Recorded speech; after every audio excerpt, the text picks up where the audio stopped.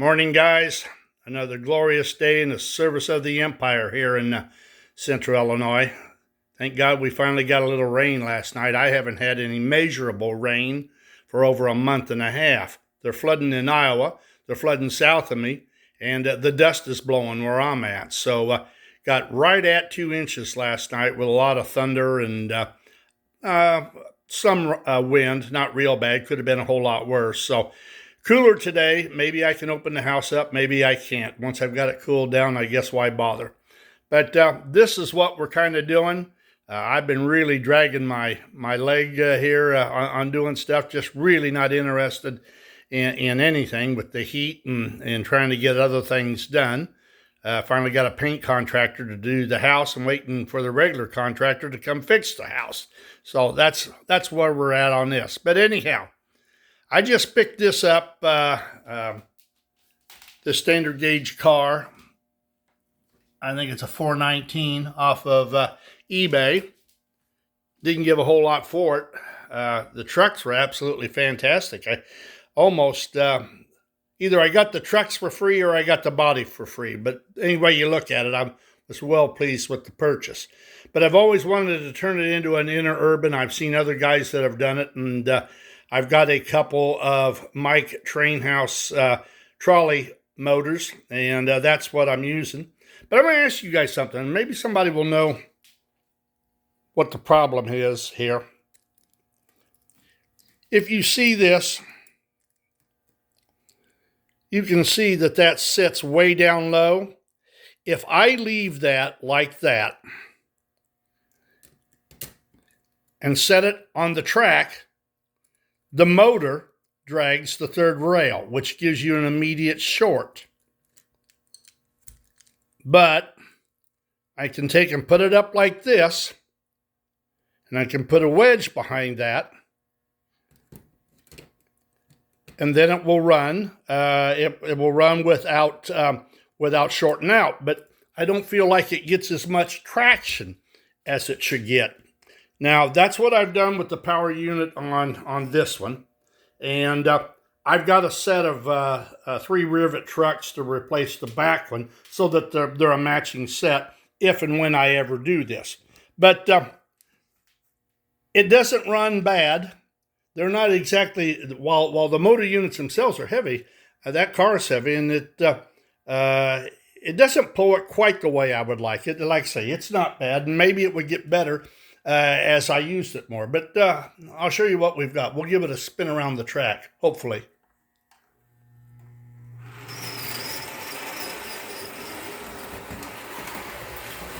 Now, I don't give it a whole lot of power because that power unit is not bolted to the car.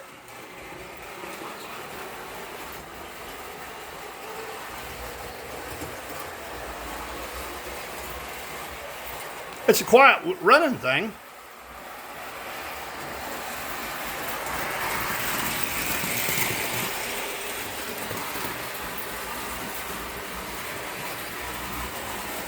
But like I said, if I don't have the back jacked up, it shorts out.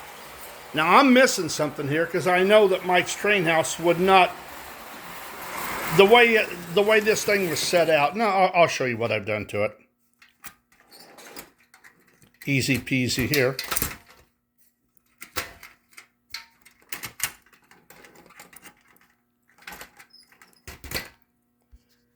There we go. You can see I've got that tied up. I just put a piece of heavy gauge wire in it, and it works absolutely perfect. But if that were to allow to drop down, you got a dead short. So I don't know. I don't know if it's put together wrong or I'm looking at it wrong. But that's the only way to make it operate with some consistency to it. So we're working on that. The other thing I'm still puttering around with is making a single axle Goose. I'm getting some more wheels for this. This is sitting, right now I've got it set up on a wedge that gives almost the proper height.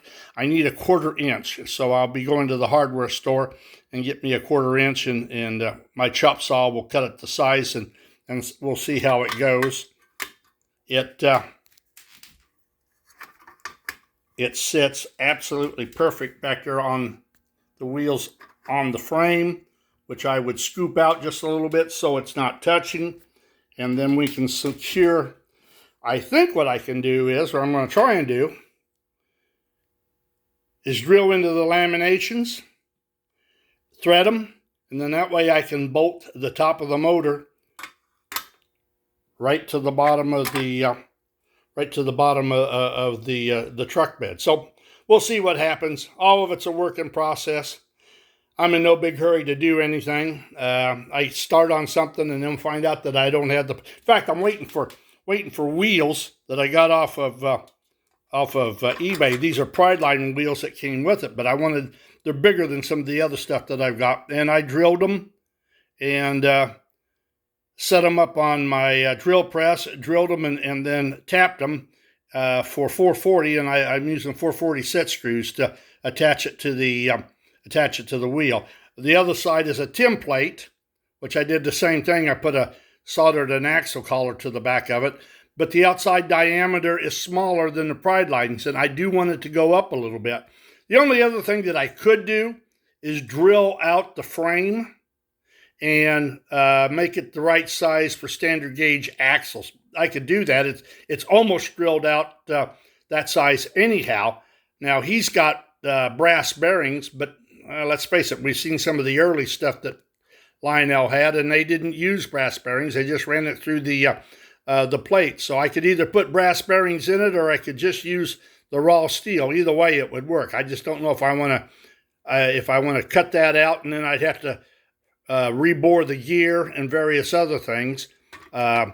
One thing about it, if I were to move it to a standard gauge axle, it will fit any wheel that I want to use on it.